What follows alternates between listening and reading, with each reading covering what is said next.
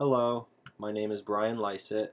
Today I will be presenting to you the BuyGasCo case for Dr. Jian Cao, Advanced Analysis and Application of Accounting Data. Today is December 4th, 2013. I'd like you to go ahead and move to the next slide, slide number 2, please. Giving you the case background, I want to first tell you that BuyGasCo, which will be abbreviated in the slides as BCG from here on out, is a major national chain of retail motor fuel gasoline service centers. BuyGasCo is a privately held company that has experienced tremendous success in its 35-year history as a company. A competitor has recently filed a complaint versus BuyGasCo. At court, the complaint is found to be valid. We're here to determine how can BuyGasCo appeal this decision.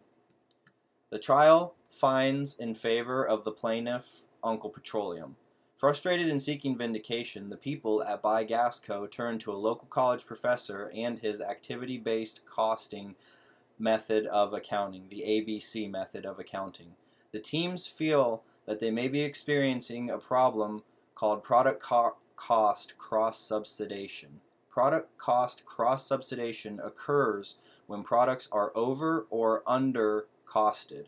The problem is often attributable to the fact that indirect costs are not allocated appropriately to the products and services that benefit from them.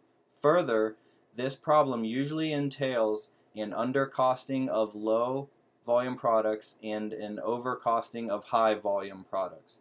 The team at BuyGasCo hopes the professor will present them with a more favorable outcome than the previously used simple average approach. I would like you to go ahead and move to slide number 3, please.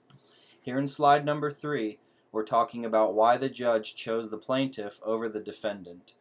The plaintiff presented an accounting format that the judge was more comfortable with and had heard of before.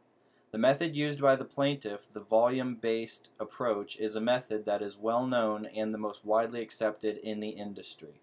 The plaintiff also did a good job of assigning different values for the different grades of fuel being analyzed, but maintaining the fixed costs. Could you go ahead and move to slide number 4, please? Here on slide number 4, we are examining the hypothetical kiosk. Why is the kiosk important? By breaking down the cost into individual activity cost pools, the kiosk is a big part of that. The kiosk was included in the calculations for each of the items that were done by Dr. Humboldt. The kiosk is a big part of the business for BuyGasCo. They do make money on it, and a lot of their customers are coming from the regular gas purchases associated with the kiosk. Could you please move to slide number 5? Here on slide number 5, we're asked to discuss how the costs in the case behave. The unit level cost would be the labor that is associated with the operating expenses at BuyGasCo. Anything that requires the labor to help with a direct sale would be included in this cost. Next, we have batch level costs, labor costs but on a slightly higher level. For example, when the different grades of gas are moved from one station to the next. Next, we have product level costs. They are the marketing costs that are associated with the products being sold. Organizational level costs are costs dealing with the structures that are required in order for BuyGasCo to be in business. I'd like you to move to slide number 6, please. In slide number 6, we are discussing why Dr. Humboldt's ABC analysis yields a different result than the other two methods that were originally examined in court. The plaintiff used volume-based approach. BuyGasCo used the simple average approach. Dr. Humboldt used the ABC analysis approach. ABC analysis is more accurate and specific. Getting into some details, the plaintiff method was derived by taking the total cost and multiplying that by the percentage of the total of the grade of the fuel being examined. And that gave them the average monthly cost, and then this was divided by the number of gallons sold. This style of accounting is called the volume-based approach to accounting. Here, indirect costs vary, and these costs vary on how much of each type of gas you have sold, which is why this was the most beneficial to the plaintiff attempting to demonstrate to the judge how they felt they were being cheated by BuyGasCo. The defense chose to use the simple average approach of accounting to demonstrate their cost to the judge. This was done by taking the total cost and dividing that evenly by 3.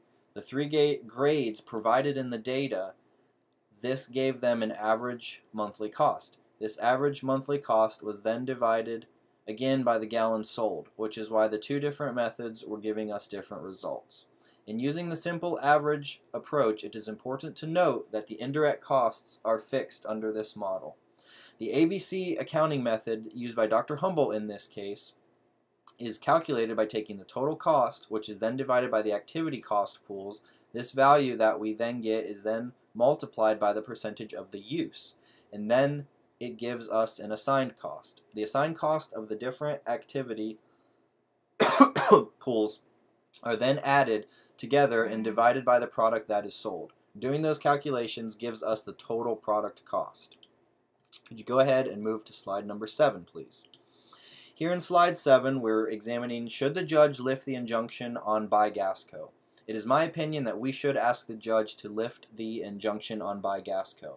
When you analyze the data using the ABC accounting method, it is demonstrated that BuyGasCo isn't engaging in any sort of predatory behavior when it comes to selling fuel to their customers.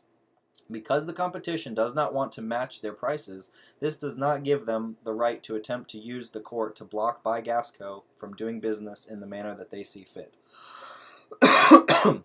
It has been demonstrated through the ABC accounting method that there is nothing illegal or unethical in the business model of BuyGasCo.